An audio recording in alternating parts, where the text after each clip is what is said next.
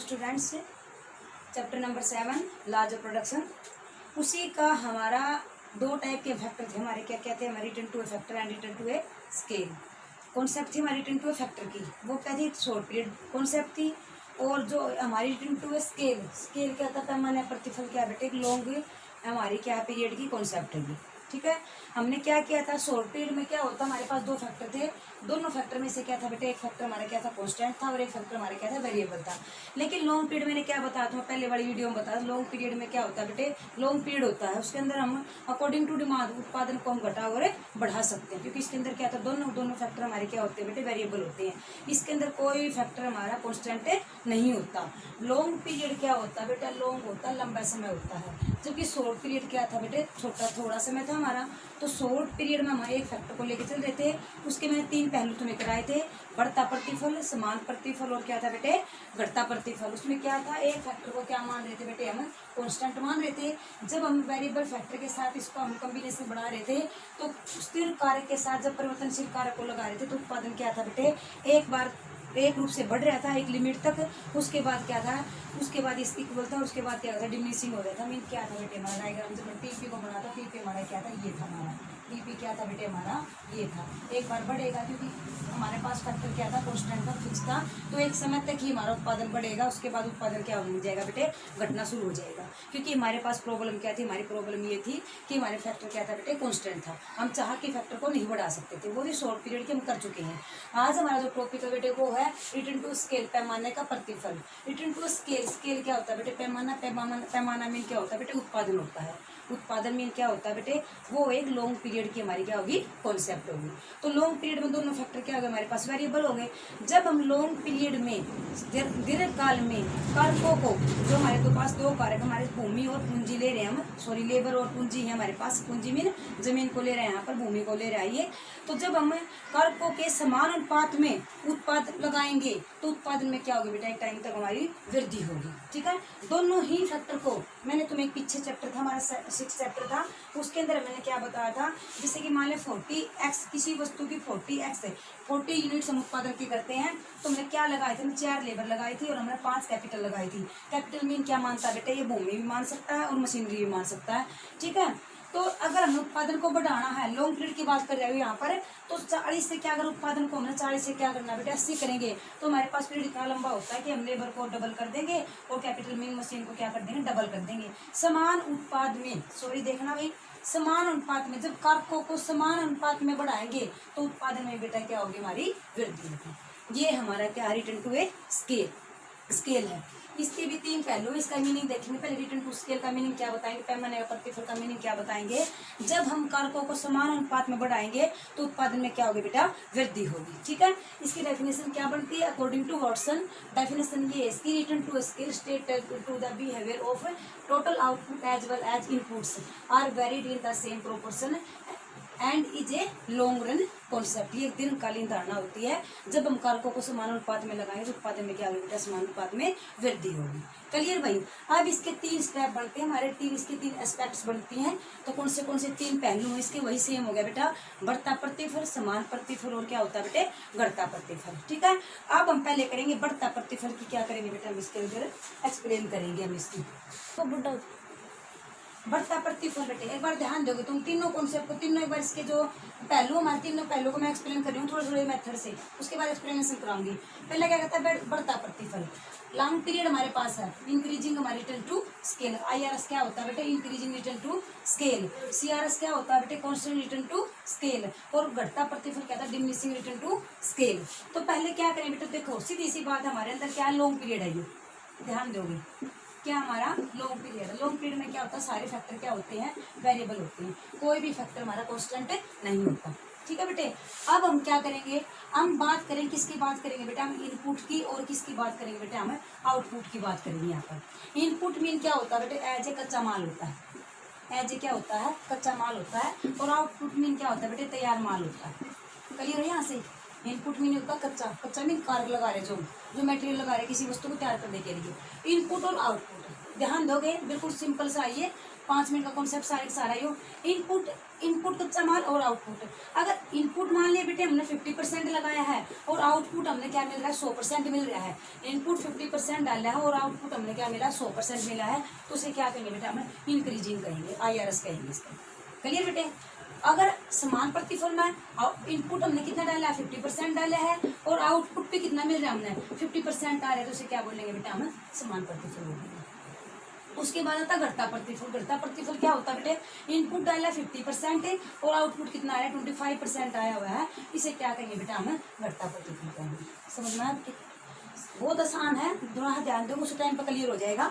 बढ़ता प्रतिफल, समान प्रतिफल और घटता प्रतिफल। किसका पैमाने की बात करें यहाँ पर, स्केल की बात करें यहाँ पर, तो स्केल का मीन क्या होता है बेटे उत्पादन होता है। उत्पादन डिपेंड करता है लॉन्ग पीरियड में होता है, अपनी मनमर्जी से उत्पादन को हम कितना चाहे बढ़ा और घटा सकते हैं। इसके अंदर दोनों फैक्टर क्या होते हैं बेटे वेरिएबल फैक्टर होते हैं, इसके अंदर कोई भी फैक्टर कॉन्स्टेंट नहीं होता। सीधी सी बात है बेटा, इनपुट और आउटपुट की बात होगी। इनपुट मीन तुम क्या सपोज कर लो अपने माइंड में, इनपुट मीन एज ए कारक मानता है, एज ए क्या मानता है कच्चा माल मानता है, जबकि आउटपुट मीन क्या होता है बेटे तैयार माल होता है। ठीक है, जब हम 50% हमने इनपुट डाला है, कच्चा माल 50% डाला है और आउटपुट कितना आ गया बेटे 100% आ गया, डबल हो गया इसका, तो इसे क्या कहेंगे बढ़ता प्रतिफल कहेंगे, IRS कहेंगे, इसको increasing return to a scale कहेंगे।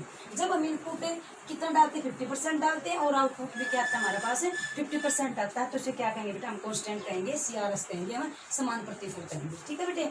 और घटता प्रतिफल किसे कहेंगे वही हमें, जब इनपुट हमने कितना डाला है बेटे 50% डाला है लेकिन आउटपुट कितना मिला हमने 25% मिला है, उसे क्या कहेंगे बेटा हमें घटता प्रतिफल। ठीक है बेटे। अब इसकी रीजन बोलेगा ये थोड़ा एक्सप्लेन करना पड़ेगा हमने, बाकी 3 यही है। सबसे पहले उठाते हैं हमें पैमाने का बढ़ता प्रतिफल क्या होता है, increasing return to a scale, क्या बोलेंगे इसको बेटा हमें पैमाने का बढ़ता प्रतिफल।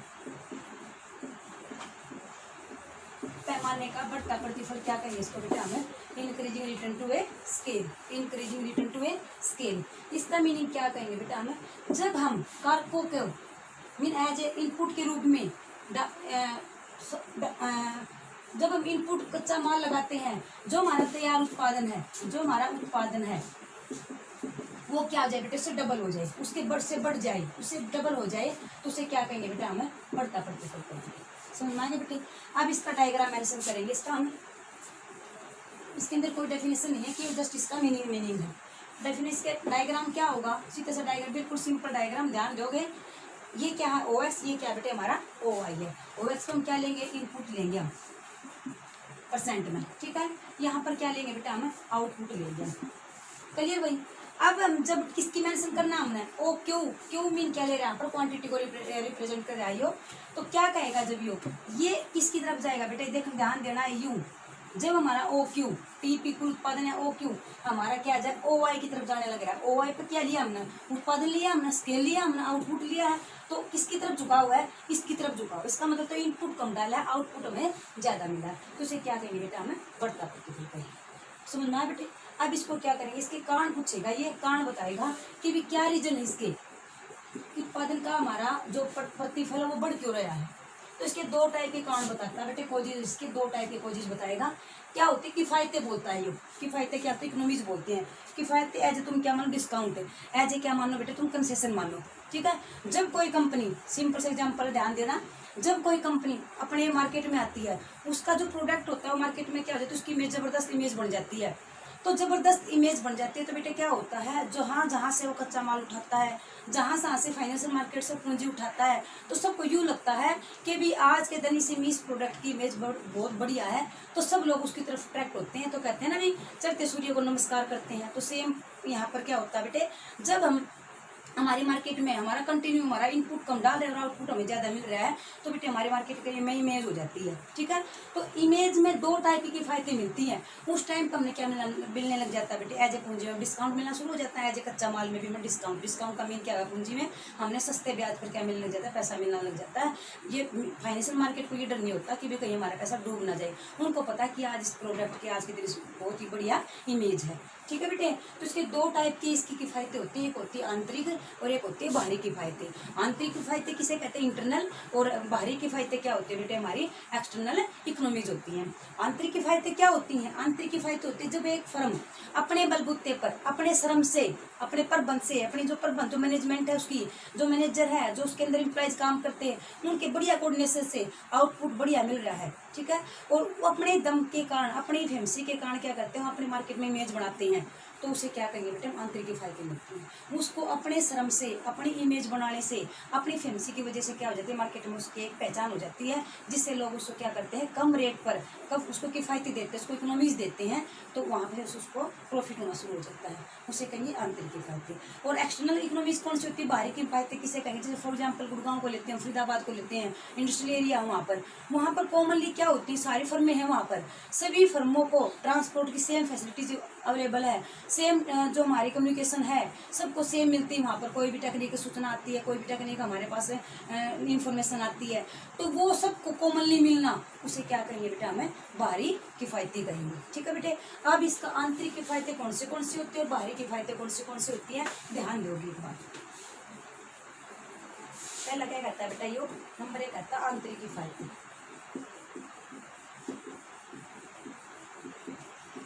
आंतरिक किफायतें उसको क्या बोलते हैं, इंटरनल इकोनॉमीज बोलते हैं, internal economies as a scale, पैमाने की आंतरिक किफायतें, ठीक है बेटे। ये कौन सी होती हैं, नंबर 1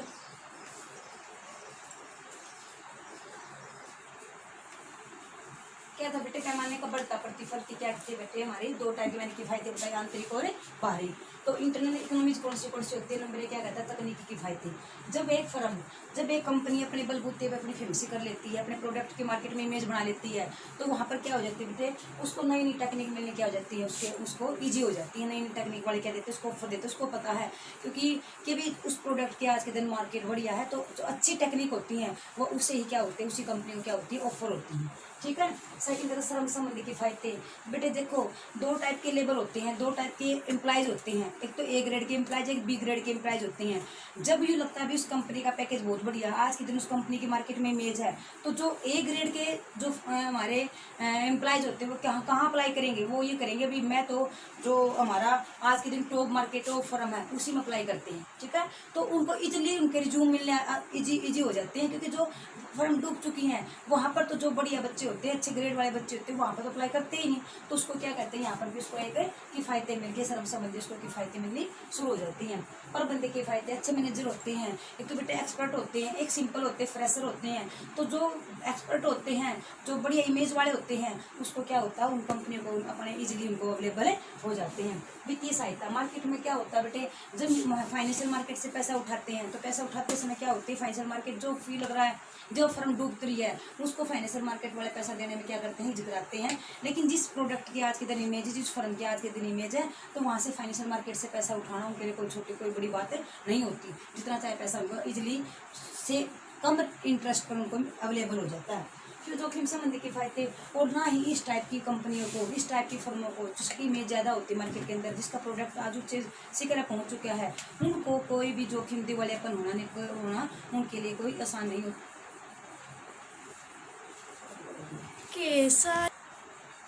नंबर 5 में जोखिम संबंधी किफायत। जोखिम क्या होता है, रिस्क होता है।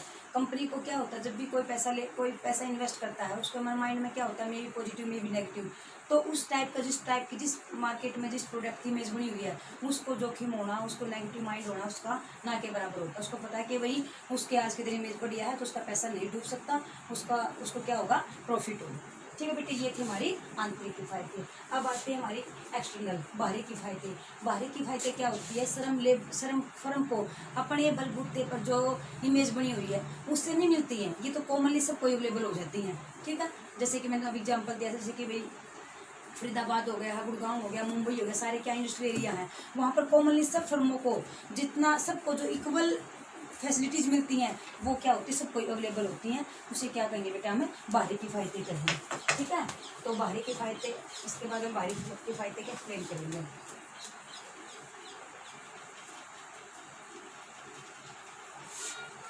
बाहरी किफायतें,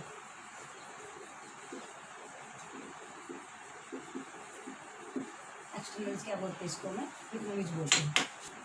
बाहरी किफ़ायतें क्या होती है बेटा, जो कॉमनली सबको मिलती हैं, ठीक है। तो जैसे कि मान ले जैसे मैंने एग्जांपल दिया गुड़गांव का, फरीदाबाद का एग्जांपल दिया है, तो गुड़गांव फरीदाबाद में क्या होता है, सबको पता है कि वहाँ पर हम जाके अप्लाई करेंगे अगर हमने फर्म में जाना है, तो सबको इक्वल लेबर मिलना, सबको रिज्यूम इक्वल आना, ठीक है, वो क्या होता है, सारी बाहरी किफ़ायतें में आएगा। उसके बाद क्या करता है बेटे कि केंद्रीकरण बोलता है ये। तो केंद्रीकरण में क्या कहेगा बेटे, यो केंद्रीकरण में ये कहेगा कि भी एक फर्म अपने आप में परफेक्ट नहीं होती है, अपना अलग अलग काम करती है, तो सारे काम एक फर्म नहीं कर सकती।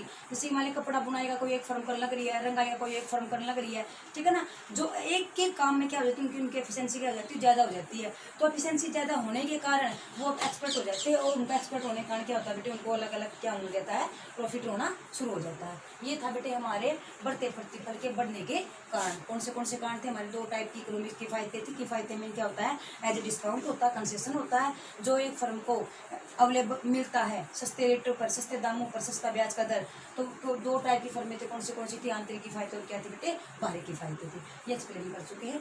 ओके बेटा, थैंक यू। इस टॉपिक को ढंग से करोगे, अच्छी तरह से करोगे स्टूडेंट्स। एक तथ्य हम कर चुके हैं, बढ़ता प्रतिफल पैमाने का। अब हमारे क्या था, 2 तथ्य बचते हैं हमारे पास है। क्या था बेटा, पैमाने का समान प्रतिफल,